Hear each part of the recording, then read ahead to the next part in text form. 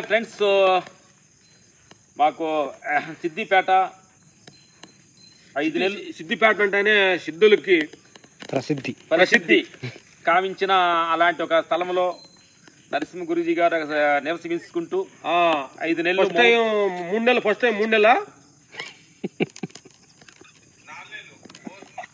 First time 4 నెలలు ఉన్నాడు. ఆ తర్వాత ఒక 1 ఇయర్ గ్యాప్ తర్వాత మళ్ళీ 5 మంత్ ఉంటాడు. 5 మంత్ ఒక మనిషి మనం 10 days ఉంటాం కామన్, 1 month ఉంటే కామన్. కాబట్టి ఆయన మన మంతులు లెక్కలో హాఫ్ సంవత్సరం ఉన్నాడు.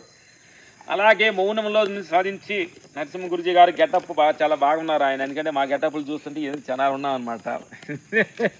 గురుగారు కొన్ని అద్భుతమైన సత్య విషయాలు నీకు నాకు కాకపోయినా ప్రజలు ప్రేక్షకులు దేవుళ్ళు చూస్తున్న వాళ్ళ కోసం 4 మంచి మాటలు, మీ అనుభవాలు, లోపల ఇన్నర్ ట్రావెల్ చేస్తున్న అనుభవాలు. మనిషికి భక్తి గొప్పదా, జ్ఞానం గొప్పదా, ముక్తి గొప్పదా?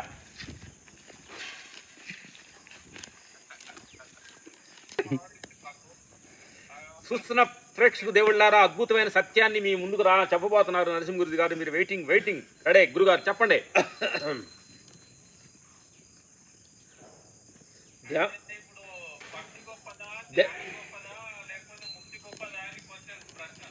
ప్రశ్న ఆడియన్స్ పాయింట్ వాళ్ళు అడుగుతున్నాం మిమ్మల్ని.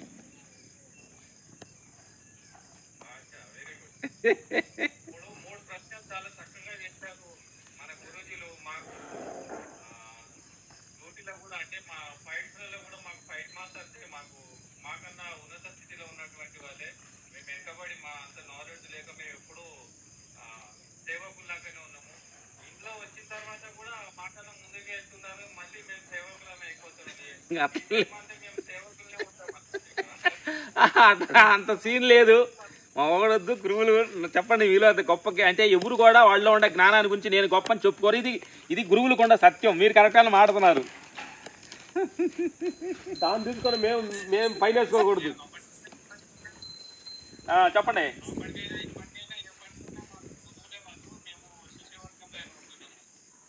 సరే కానీ నెక్స్ట్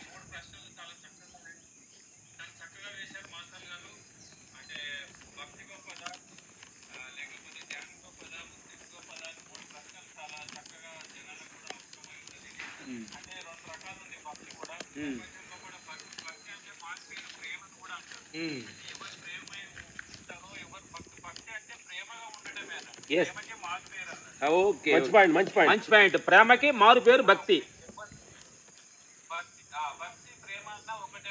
ఓకే. ఎవరైతే ప్రేమమయంగా ఉండి ఆ ప్రపంచంలో ప్రేమమయంగా ఉన్న గొప్ప లాభాలు వస్తున్నాయి.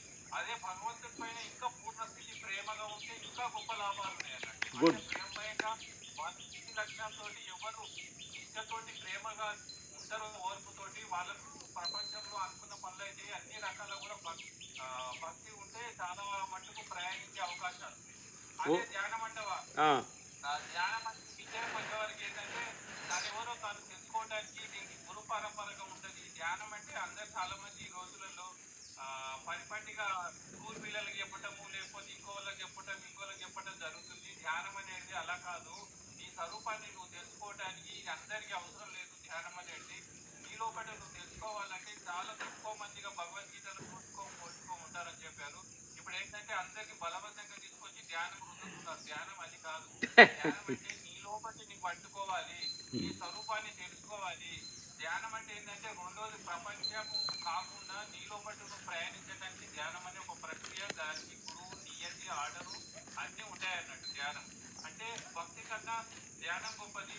ధ్యానం కన్నా ఇంకా ముక్తి అనేది ఏంటంటే చివరి దశ అన్నట్టు. అంటే ఈ ధ్యానం వల్ల ప్రయాణిస్తూ ఒక దశలో ముక్తి పొందుతాడు. ముక్తి అంటే ఏంటంటే దానికి 8 పేర్లు ఉన్నాయి ముక్తికి. నియతిలో రాయబడి చెప్పండి. ముక్తి, కైవల్యము, నిర్వాణ, శ్రేయో, నిశ్రేయో, అమృతము, మోక్షము, అపవర్గ మోక్షమన్నా, అమృతమన్నా, ముక్తి అన్నా అన్ని ఒకేదానికి సంబంధం, ఒకటే అన్నట్టు. ఒకదానికి అన్ని పేర్లు పెట్టారు. అంటే ముక్తి అంటే ఇంకా చివరిది ఏంటంటే ఇంకా అనుభూతి, ఆత్మ సాక్షాత్కారం అంటారు కదా, ముక్తి అన్నట్టు.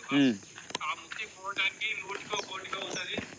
అది సామాన్య ప్రజలకంటే అందుబాటులో లేదు అది. కనుక దానికి చాలా మంది ప్రయత్నం చేయరు. ధ్యానం అంటే అందరు చేయగలుగుతారు. ముఖ్య ఏదైతే ప్రేమమయంగా ఉండి భక్తిగా ఉండటానికి చాలా మందికి అవకాశం ఉంది. కాబట్టి అందరూ భక్తిగా తనను తాను ఎలా ప్రేమిస్తున్నారో ఇతరులకు అలా ప్రేమిస్తే బాగుంటుందని ఈ సందర్భంలో నేను ప్రజలకు తెలుపుతున్నాను. గుడ్ గుడ్, థ్యాంక్ యూ, మంచి క్లారిటీ ఇచ్చారు. భక్తి అనేది ఒక ప్రేమతోటి మనం అందరితో ఉన్నామంటే అందరినీ కింద పెద్ద తేడా లేకుండా అందరిని సమానంగా ప్రేమించటమే నిజమైన భక్తికి భగవంతుడికి మధ్యలో ఉన్న మూలం అనే సత్యాన్ని క్లారిటీగా చెప్పారు నరసింహ గురుజీ గారు. అలాగే గురుజీ గారు భగవద్గీతలో కృష్ణ భగవాన్ గారు ఏమన్నారంటే కర్మ చెయ్యి ఫలితం ఆలోచించొద్దు అన్నారు.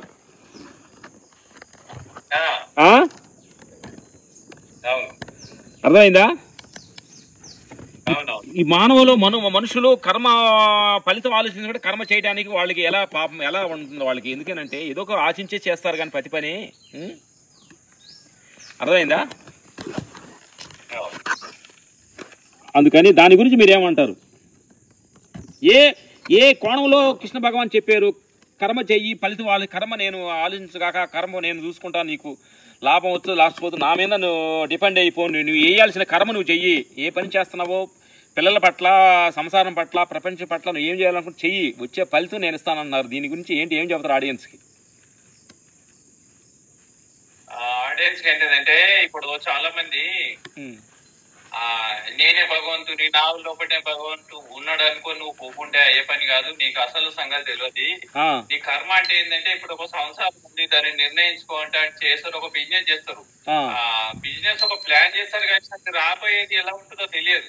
అక్కడ భగవంతుడు ఏమంటున్నాడంటే నువ్వు కర్మ చేయడం అంటే నీకు అధికారం కలదు కానీ ఫలితము నీ అందు లేదు. అది దైవం నుండి ఫలితం వస్తుంది. ఆ ఫలితము 99% ఫలితం వస్తుంది ప్రయత్నం చేస్తే. కానీ ఒక దశలో 2% 5% రాకపోయినా కానీ ఆ దైవం నీకు ఏది ఇయ్యాలో గదే ఇచ్చింది, ఏది రావాలో గదే వస్తుంది కనుక దైవం గుడ్డిది కాదు, ఎప్పుడు 1000 లక్షల కళ్ళతో చూస్తూ ఉంటది అన్నట్టు. ఏ నిర్ణయం చేసినా పర్ఫెక్ట్ అయినటువంటి నిర్ణయం దైవం ఇస్తుంది కనుక నువ్వు నష్టపోతే కుంగిపోకు, లాభం వస్తే ఎదురకు నాందడు వాడి అవి ఉన్నాయి కదా మనకి.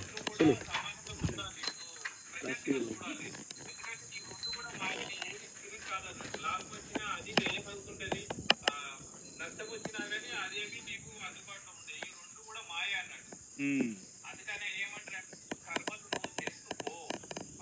ఏదొచ్చి నువ్వు సుఖంగా ఉండాలంటే ఏదొచ్చినా వచ్చిందని భావంతో నువ్వు నిర్మలంగా నిశ్శబ్దంగా ఉంటే నువ్వు ఎప్పుడు ప్రేమయమై నిశ్చలంగా ఉంటావు. ఒకవేళ నీకు లాభం వచ్చిందనుకో నాతోటి పడడానికి పిల్లలుగుతావు, నష్టపోతే కుంగిపోతావు. ఈ రెండు కూడా మాయకి సంబంధించినటువంటి ప్రకృతికి ఫలితాలని.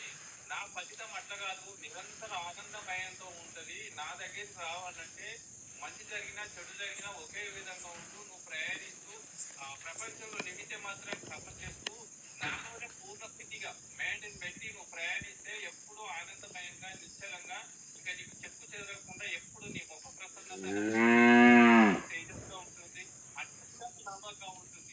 అందుకని భగవద్గీతలో చెప్పడం కారణం ఏంటంటే ఏది జరిగినా ఒకే విధంగా ఉండమని చెప్పడం జరిగింది కృష్ణ పరమాత్మ. గుడ్, అంటే నీకు లాభం వచ్చినప్పుడు పొంగిపోకుండా నష్టం వచ్చినప్పుడు కుంగిపోకుండా రెంటిని సమానంగా తీసుకో అని చెప్పింది కృష్ణ భగవాన్. అందుకే అది లాభ నష్టాలు నా మీద వేసేయి, నువ్వు కర్మ చెయ్యి అనేది అద్భుతమైన పాయింట్ ఈ సందర్భంగా వ్యక్తపరిచారు నరసింహ గారు. Thank you. మూడో క్వశ్చన్ మీకు రాబోతున్నాము. చాలా మంది ఏమంటారంటే మీరు సంసారం వదిలేరు, గడ్డ మేసాలు పెంచుకొని సన్యాసత్వం తీసుకొని ఉన్నారు, మీరు జ్ఞానం చేస్తూ ఉన్నారు, తప్పులేదు. కానీ మా పోటీ వాళ్ళు చాలా మంది సంసారంలో పిల్లల బంధాల్లో ఉన్న వాళ్ళు ఈ జ్ఞాన మార్గంలో ఎలా రావాలి? ఇప్పుడు నీలాగా వదిలి రామంటావా? ఇక్కడ ముందు కూడా చేయొచ్చా? ఏమైనా ఆడియన్స్ పాయింట్ ఏం చెప్పబోతున్నావు?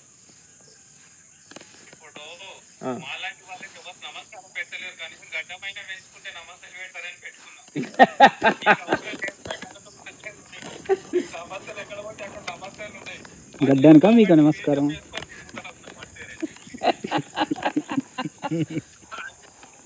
కాదు, ఆడియన్స్ ఈ జ్ఞాన మార్గం ఈ పాయింట్ జ్ఞాన మార్గంలో రావడానికి ఆడియన్స్కి ఏం చెప్పేస్తున్నాం? ఫ్యామిలీలో కూడా ఫ్యామిలీలో కూడా ఆత్మ ట్రావెల్ చేయొచ్చా, ధ్యానం చేయొచ్చా అనే దాని గురించి పాయింట్.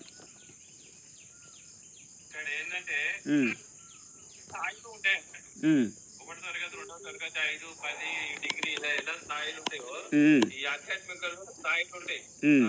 గృహస్థ ధర్మము, వానప్రస్థాశ్రము, సన్యాసం అని స్టేజెస్ ఉంటాయి అన్నట్టు. ఆ స్టేజెస్ అనాదిగా వాళ్ళు మహానుభావులు పెట్టింది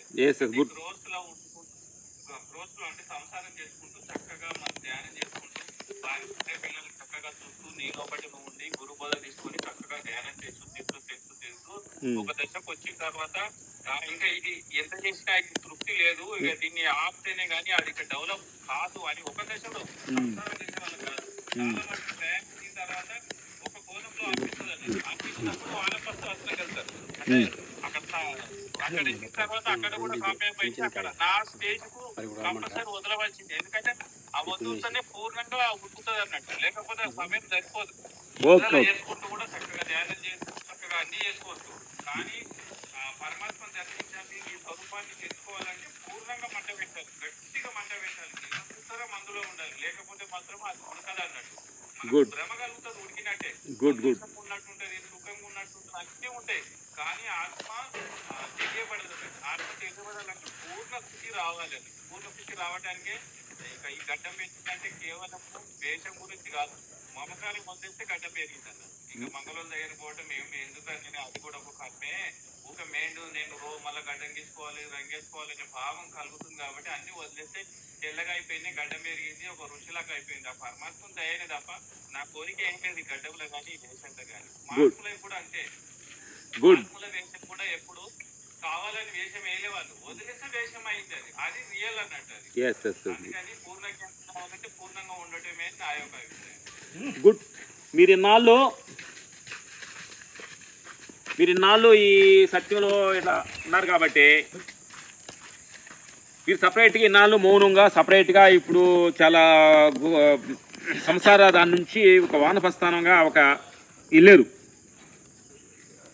ఆడియన్స్ ఇన్నాళ్ళు వానప్రస్థానంలో ఆడియన్స్కి మీరు ఏం తెలుసుకున్నారు, ఆడియన్స్ ఏం చెప్పబోతున్నారు సత్యం?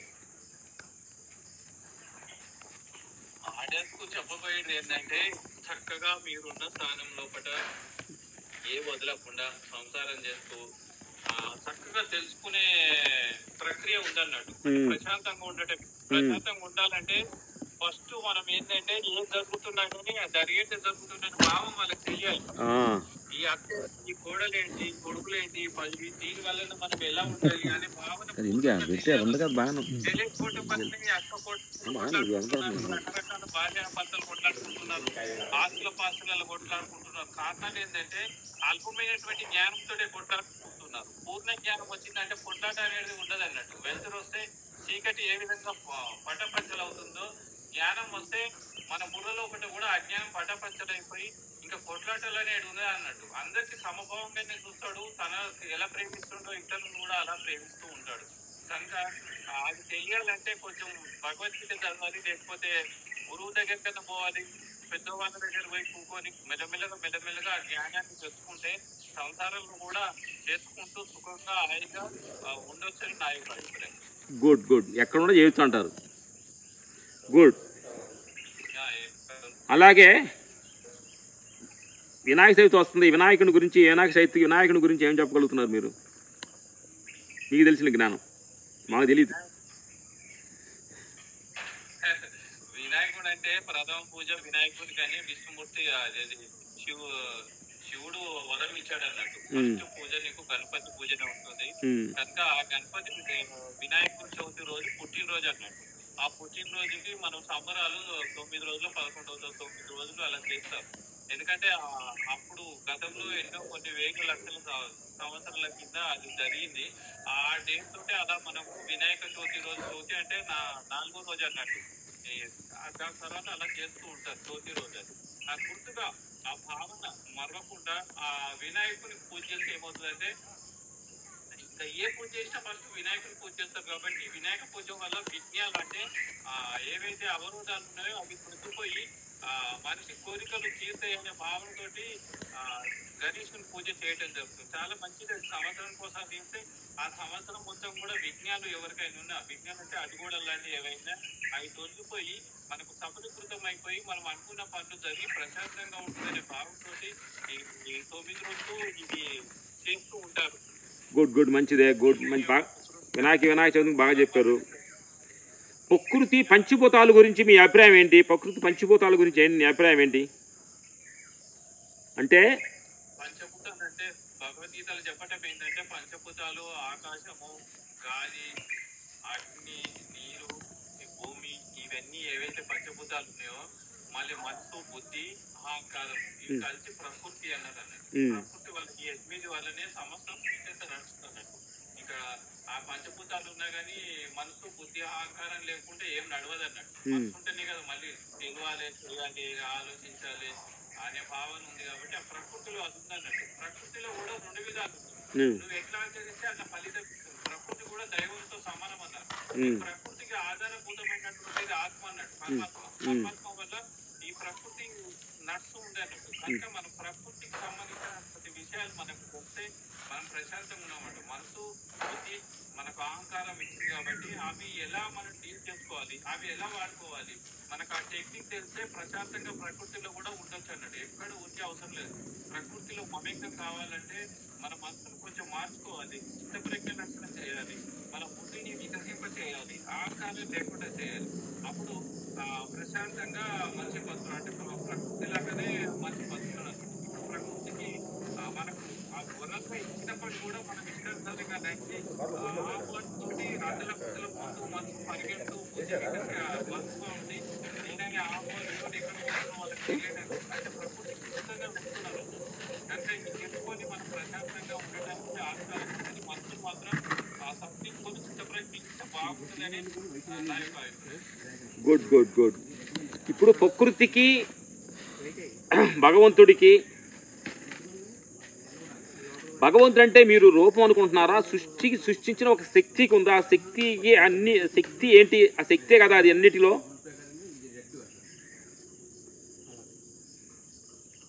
శక్తి అనేది విశ్వశక్తి.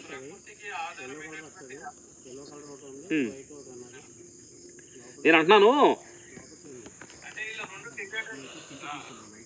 సృష్టి అంతా సృష్టి ఒక సృష్టి అంతటా అంటే మన దేశాలు ఎన్ని దేశాలు ఉన్నాయో ఇంత ప్రపంచం అంతా ఒకే సృష్టి కదా, ఒకటే కదా సృష్టి, ఒకే శక్తితో తయారైబడింది కదా, కాదా లేదంటారా?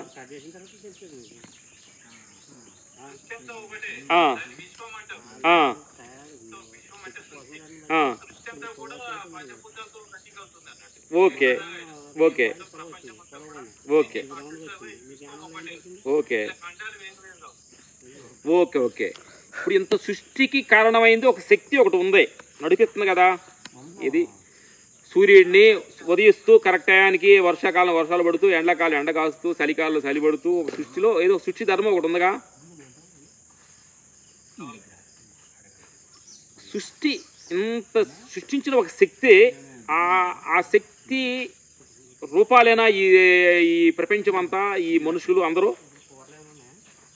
ఆ శక్తి రూపాలేనా?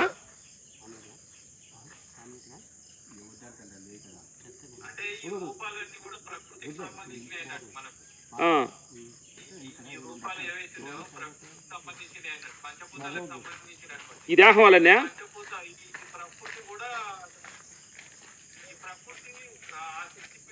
ఆధారపడింది కాబట్టి ఆ శక్తి నుండి ప్రకృతి నుండి కంటి కనబడే ప్రజలు సృష్టి అంతా కూడా ఇలా జరుగుతున్నారు. అంటే కారణమైతే అన్ని చెబుతారు. కంటి కనబడకుండా పవర్ ఆత్మశక్తిలో, ఆత్మశక్తి వల్ల ప్రకృతి ప్రకృతి వల్ల ఈ కంటి కనబడి సమస్తం అండపిండ బ్రహ్మాండం అంతా తెలియబడుతున్నారు.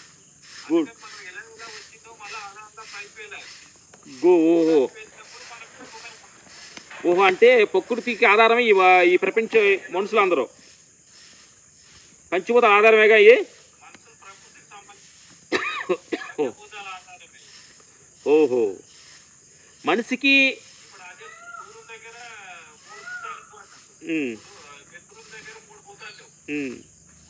చంద్రమండలంలో 3 భూతాలు లేవు, అందుకని అక్కడ మానవులు లేరు, జంతుజాలాలు లేవు. చంద్రుడి దగ్గర ఏంటంటే భూమి ఉంది, ఆకాశం ఉంది, అక్కడ గాలి లేదు, అగ్ని లేదు, నీరు లేదు. 3 భూతాలు లేవు కాబట్టి మానవులు అక్కడ పుట్టడం లేదన్నట్టు. ఓహో, మనకు ఇక్కడ ఈ భూమి మీద పంచభూతాలు పర్ఫెక్ట్ ఉన్నాయి కాబట్టి అండపిండ బ్రహ్మాండం జంతుజాలం అన్ని కూడా తయారైనాయి అన్నట్టు. లేకపోతే ఇక్కడ కూడా పుట్టాయి అన్నట్టు. ఓకే, మరి పంచభూతాల ఆధారంగానే ఈ దేహం వచ్చినప్పుడు పంచభూతాలే దైవంగా భావించవచ్చు కదా, తప్పేంటి? మనం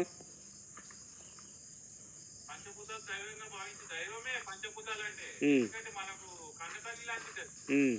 గీతలో కూడా చెప్పింది కదా, ప్రకృతి తల్లి కంటే నేను పుట్టిన లాంటిది అన్నట్టు కదా. ఓహో,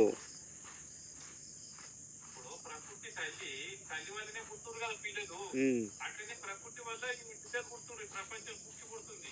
దానికి ఆధారభూతమైనటువంటిది నేను అంటున్నాడు. నా ఇద్దరు కలయికల వల్లే సృష్టి తయారైతుంది, లేకపోతే సృష్టి తయారు కాలేదు. ప్రకృతి పరమాత్మ రెండు కలిసనే అండపిండ బ్రహ్మాండం అవుతుంది, లేకపోతే కావడానికి మిగిలింది అంటున్నాడు. Good good good. అందుకని మనకు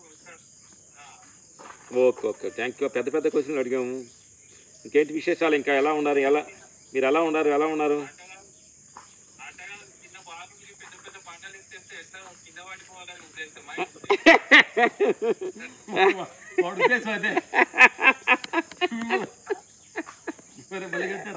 మీరైతే పంటలు ఎత్తుతారు, మేము ఎత్తలేం కదా, కుప్పకూలిపోవాలని. కాదు గురుగారు, ఏంటంటే మేము ప్రపంచ విషయాలతో ఉన్నాం. ఇప్పుడు నువ్వు చెప్పిన మాటే మేము చెప్పాం అనుకోండి, ఓహో వీళ్ళు అంటారు, వీళ్ళకి ఏమై చెబుతారు అంటానికి మీరు ఒక దాని మీద ఒక దీక్ష తీసుకొని ఉన్నారు, ఒక ధ్యానం చేస్తున్నారు, సపరేట్గా ఒక కుటీరం తీసుకొని ఈ దీక్షలో ఉన్నారు కాబట్టి అది మీ ద్వారా చెబితే 10 మందికి అది కరెక్ట్ అని అనిపించుద్ది అనే ఉద్దేశంతో అడగంటే తప్ప అది కొన్ని మాకు తెలిసినా కానీ కొన్ని మాకు చెప్పడానికి రైట్స్ లేదు. ఎందుకంటే మేము ఒక బంధంలోనే ఉన్నాం కదా, సంసార బంధం, పని బంధం. చెప్పరా ఉండాలి లేనట్టుగానే అట్మాస్ఫియర్ కనిపిస్తున్నాగా కొన్ని ఫంక్షన్లో, షూటింగ్లో, విషయాల్లో కొంచెం నడుస్తున్నాం కాబట్టి అందుకని మీ ద్వారా చెబితే కొంచెం ఆడియన్స్కి కరెక్ట్గా ఉంటుందనే ఉద్దేశంతో అడిగింది, వేరే ఉద్దేశం ఏం లేదు.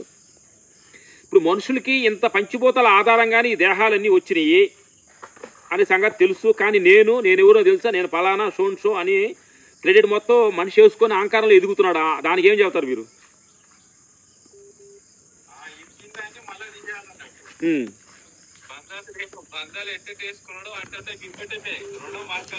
ఓ దింపితేనే లాస్ట్ దింపితేనే ముక్తి మార్గం అంటావా?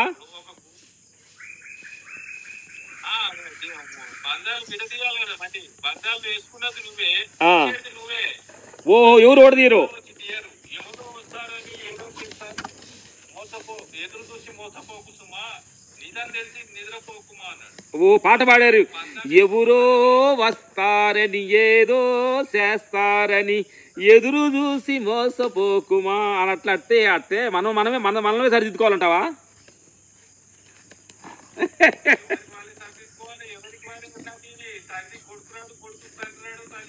ఓ ఆధ్యాత్మిక లోపల ఎవరికి వాళ్ళు ఏమన్నా తీరి నీకు బయట ఉన్న ఆస్తులు పంచొచ్చు కానీ జ్ఞానం పంచడం లేదు. జ్ఞానం పంచలేదు. ఓ ఆస్తులు పంచొచ్చు వారసుగా. Good good good. పంచొచ్చు, జ్ఞానం పంచడం లేదు. ఇప్పుడు ఆస్తులు ఉన్నాయనుకో, ఆశ్రమాలు అవి పంచొచ్చు, కొడుకు పంచొచ్చు, ఆశ్రమాలు పీఠాధిపతులు చేయొచ్చు. కానీ జ్ఞానవంతులు చేయలేరు, జ్ఞానాన్ని పంచలేరు. జ్ఞానం అనేది ఎవరికి వాళ్ళే, అది ఎవరు అనుభవించో వాళ్ళే అనుభవించాలి, ఇతరులకు చేయడానికి లేదన్నాడు. అందుకే గురువు కొడుకులు కూడా చాలా మంది రాజకీయకపోతున్న కారణాలు అదే. పీఠాధిపతులు అవుతారు, ఆశ్రమాలు నడుపుతారు, కానీ జ్ఞానం మాత్రం చాలా మందికి ఉండదు అన్నాడు. కారణం అదే. బ్రహ్మగారి కొడుకులు 5 మంది ఉన్నారు, ఎవరికి జ్ఞానం రాలేదు. ఎక్కడి నుండి వచ్చిన సూర్యకుడు జ్ఞానవంతుడయ్యాడు. కారణం ఏంటంటే ఆయన తపస్సు చేశాడు. ఎవరు తపస్సు చేస్తే వాళ్ళు అనుభవిస్తారు, ఎవరు వెళితే వాళ్ళు ప్రయాణిస్తారు, ఎవరు ప్రయాణిస్తే వాళ్ళు గమ్యం చేస్తారు. అంతేగాని తండ్రి ఆస్తి, గురువు ఆస్తి, గురు జ్ఞానము కొడుకుల పొత్తులు అనేది ఉత్తి భ్రమాది. దానివల్ల ఏది రాదు అసలుకి. ఒక 4 ఆశ్రమాలు ఉంటే 4 ఆశ్రమాలు డివైడ్ చేయవచ్చు, కానీ జ్ఞానం మాత్రం డివైడ్ చేయడానికి లేదు. నువ్వు సంపాదించుకుని నీకే, కొడుకు సంపాదించుకుంటే నీకు రాదు. జ్ఞానంలో ఉన్నటువంటి ప్రత్యేకత, దాన్ని దొంగలు కొట్టుకోలేరు. భయము అంత లేదు జ్ఞానానికి. ఎవడో దోసుకోపోతాడు బాబు, జ్ఞానము 10 మందిని కూలీలను పెట్టినట్టు అవసరమే లేదు. జ్ఞానం అంటే అంత విలువైనటువంటి. గుడ్ గుడ్, మంచి పాయింట్ చెప్పారు. జ్ఞానం వాళ్ళంతటా వాళ్ళు తెలుసుకోవాలని మంచి పాయింట్ చెప్పారు గురుగారు.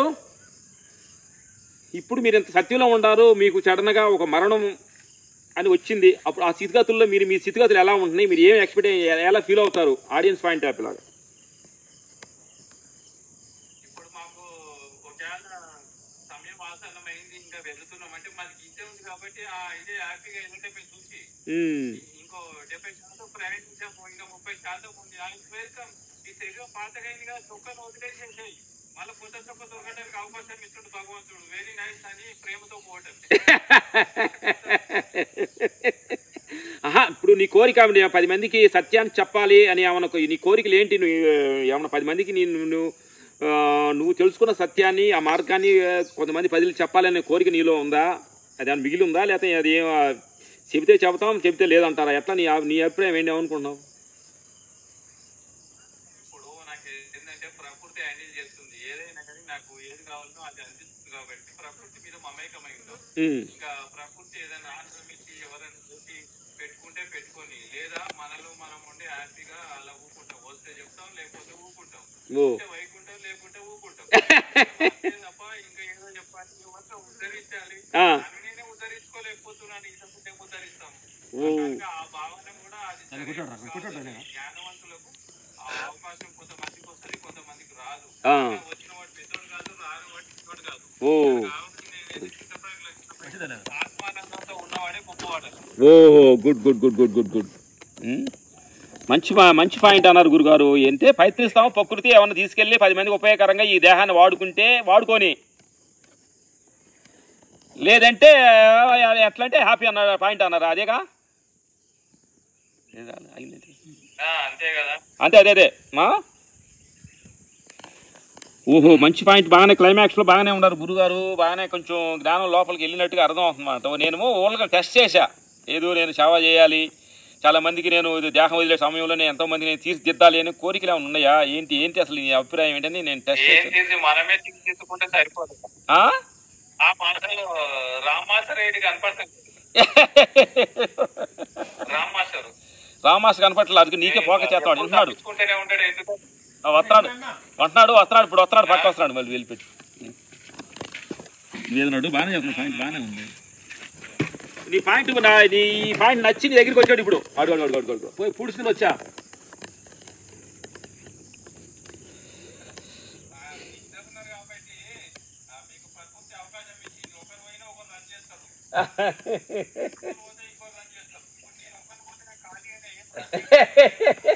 గురుగారు, నువ్వు పోతే నీ ఆత్మ రన్ చేస్తుంది. నువ్వు లేకపోయినా నువ్వు పోయి భోజనం చేసేటప్పటికి నీ ప్లేస్ లో నీ ఆత్మస్వరూపం రన్ చేస్తుంది. గుడ్, మంచి పాయింట్ అంటున్నాడు రామ్ కూడా. మంచి పాయింట్ అంటున్నాడు, మంచి క్లారిటీ. ప్రకృతికి 10 మంది ఉపయోగకరంగా నేచర్ వాడుకుంటే వాడింది, లేదంటే తీసేస్తే తీసేయని అనే పాయింట్ మంచి పాయింట్ అనమాట. Okay, good good good good good good. ఎందుకంటే చాలామంది చెప్పే ఓపిక లేదు, వయసు అయిపోయింది, కానీ ఇంకేదో చెప్పాలి, ఇంకెవరికి ఏదో నేను సత్యాన్ని చెప్పాలని పాకులాడుతున్న వాళ్ళకి మంచి పాయింట్ ఇచ్చారనమాట మీరు. అది కూడా కోరికనంటావా గురుగారు? ఇప్పుడు సొంత ఇల్లు లేనోడు కిరాయిలకిస్తా అన్నాడు. వానికే కొంపలేదు, వేరే కొంపేడిస్తాడు. ఇల్లు లేదు, వేరు ఇల్లిస్తా అన్నట్టు వస్తున్నారు. జ్ఞానం కానప్పుడు ఇతరుల జ్ఞానం చేస్తా అనే ఆలోచన కూడా అలాంటి కదా. తప్పుకోవటమే అన్నట్టు. నువ్వు తప్పిపోయి ఇతరులను కూడా తప్పిపోయినట్టే అర్థం అన్నట్టు. అది నేను జ్ఞానం పంచుతా అనేది చాలా మంది అంటారు కదా. నాకు తెలిసింది చెప్తాను, నాకు తెలిసి ఏం తెలిసింది ఏం చెప్తాను, 4 బుక్లో చదివే చెప్తారు. కానీ తనకు తాను తెలియకుండా ఆకారంలో ఉంటాడు. నేను ఇంతమంది చెప్తుంటే ఇంతమంది నా మాటలు వింటున్నారు, నాకు ఇంతమంది నమస్తలు పెడుతున్నారు, ఎక్కడైనా నాకు గొప్పగా ఘనంగా చూస్తున్నారు అని తెలియకుండానే ఆహ్వాన ఆకారం తెలియపోయింది చాలా మంది. కనుక అవి అన్ని కూడా శాశ్వత కాదు, అది అజ్ఞానం తీయటానికి, అహంకారం తీయటానికి జ్ఞానం అన్నట్టు. జ్ఞానం అంటే బయట ఆలోచనలు కాదు, బయట మనసు పెట్టుడు కాదు. మన మనసు ఎలా ఉంది, మన మనసు పరిగెత్తుందా, మనసు పరుగుందా, బుద్ధి ఎట్లా ఉంది అనేది తెలుసుకోవటమే జ్ఞానం అన్నట్టు. బయట తెలుసుకోవటం కాదు, మనలో పడి మనమే తెలుసుకోవటం. మనం దాన్ని తెలుసుకోవాలంటే చాలా సమయం ఇవ్వాలి, ఓర్పు కావాలి, శ్రద్ధ కావాలి, అపూర్ణ విశ్వాసము, నిష్ట కావాలి. దానికి అప్పుడు అయినప్పుడు నీ లోపల నరాలు 72,000 కాటులు మెల్లమెల్లగా ఓపెన్ అవుతుంది. చాలా పెద్ద ప్రక్రియ ఇది, పెద్ద ఫ్యాక్టరీ అన్నట్టు. ఈ ఫ్యాక్టరీని సరిదిద్దుకోవాలంటే గిన్నెల్లో వెళ్ళి మంట పెడుతూనే ఉండాలి. అలా పెడుతూ ఒక దశకు మనకు మెల్లమెల్లగా మనసు ఎలా మాలిన్యం పోతుందో అలా శుద్ధి అవుతుంటుంది. ఎప్పుడెప్పుడే శుద్ధి అవుతుందో అప్పుడు ఆ బయట కానీ లోపల కానీ యథార్థంగా చెప్తూ ఉంటుంది మనసు. అలా దాని వెంబడి ఫాలో అవుతూ ఒక రోజుకి స్వయం ప్రకాశకుడు అవుతాడు. సూర్యప్రకాశ తేజస్సు గలవాడవుతాడు. అప్పుడు ప్రపంచానికి శిక్షకుడు అవుతాడు. అప్పుడు ఆయన మాట ప్రజలకు పర్ఫెక్ట్ కలుగుతుంది. ఆ సమయం ఆ పోషణలు ఉన్నవాడు. ఆ పోషణ లేకుండా ఏమీ లేకుండా ఏదో ఒకటి చెప్తా అంటే తప్పేం కాదు, కానీ మిస్గైడ్ అయ్యే అవకాశాలు ఉన్నాయన్నట్టు. గురుగారు ఇప్పుడు మీరు ఈ ధ్యానంలో కూర్చోడానికి మీకు గురువుగా ప్రథమ గురువుగా మీరు ఎవరిని తీసుకుంటున్నారు ఇప్పుడు ప్రస్తుతానికి? నాకు షూటింగ్లు ఉన్నప్పుడే గురువు గారు కలిసేస్తారు అక్కడ. ఏ గురువు? ఎవరు? 30 సంవత్సరాలు అవుతుంది. అక్కడ సత్యనారాయణ నాయుడు అని శ్రీకాకుళం ఓకే. దుగ్గవలస ఊరు, రాజం దగ్గర దుగ్గవలస అని ఊరు. మీరు దీక్ష తీసుకున్నారా? దీక్ష అన్నట్టు బ్రహ్మస్థితిలో ఉండి ఆ భగవంతుడే మనం కలిపేయడం జరిగింది. ఆయన వల్ల నాకు ఏంటి విషయం అనేది అర్థమైంది అన్నట్టు. ఆయన పూర్ణస్థితి అన్నట్టు. పూర్ణుడు అంటే ఇంకా పరబ్రహ్మాన్ని దర్శించినటువంటి వాడు. కానీ ప్రజలు అతన్ని గుర్తించలేకపోయారు చాలా మంది. ఆయన చాలా చెప్తున్నారు కానీ ఎవరు శిక్షణ పెద్ద కాలేదు. మనకు అర్థమైపోయి క్యాచ్ చేసి ఏంటి దీని సంగతి ఏంటంటే డీప్గా వెళ్ళి చాలా మటుకు నేను ప్రయాణించాను. అలా నాకు అర్థమైన తర్వాత 5 సంవత్సరాలు షూటింగ్ బంద్ చేశాను టోటల్ గా. అప్పట్లోనే బంద్ చేసి పిచ్చోడు అయిపోయారు అనుకున్నాను. అలాంటి స్థితి లక్షణాలు అలా వస్తూ చాలా ప్రయాణించాను. షూటింగ్ చేసుకుంటూ కూడా నేను 15 రోజులు 10 రోజులు షూటింగ్ చేసుకుని ప్రతి మంది ధ్యానం బాగా చేసేవాడిని. అలా చేస్తూ ఈ రోజున ఈ స్థితికి వచ్చిందే తప్ప ఎంబడి అంత ఈజీగా వచ్చేది కాదు. వాడు అనుకోవటాలు చాలా మంది గురువులు ఏమంటారు, అంత అవసరం లేదు, నువ్వే అంటున్నావు, నీకు కావలేదు, నీకు పుట్టలేదు, ఇదేం నువ్వు, ఇవి అంత ఉండి భ్రాంతి మాటలే. అవి చెప్పడానికి సరిపోతాయి, అనుభూతి రావడానికి సరిపోవు. అనుభూతి రావాలంటే డీప్గా వెళ్ళాలి, లోపలికి వెళ్ళాలి, ఇన్నర్గా వెళ్ళాలి, మనసు శుద్ధి కావాలి. అంత వాళ్ళు చేయలేక అది ఎలా చెప్తారు. చాలా మంది నవ్వుకుంటా కొత్త మాటలు చెప్పుకుంటే అవి పుష్కరం ఉంటాయి. కానీ అది ఎలాంటి పుష్కరం ఇవ్వదు. పుష్కరేంటి బయట లేదు, అనుకోవటం లేదు, ఇన్నర్లో లోపలికి వెళ్ళాలి. మనసు శూన్యం కావాలి. మనసు ఎలా ఉండాలంటే చాలా తేలికపాటు ఉండాలి, అర్థంలాగా కావాలి. అప్పుడు నీకు లోపల ఉన్నటువంటి ఆనందాన్ని నీకు తెలియబడుతుంది. మహానుభావులు చెప్తున్నారు. గుడ్. Thank you. కొన్ని అద్భుతమైన సత్యాలు మీ ద్వారా మేము వినడం జరిగింది అనమాట. ఈ అద్భుతమైన ఈ ప్రశాంతమైన మా ఫామ్ హౌస్లో మంచి మాటలు అందరికీ చెప్పడం జరిగింది. లాస్ట్ ఒక మాట ప్రజలకు ఏం చెప్పదలుచుకుంటారు? మీ మాట చెప్పండి. Light bomb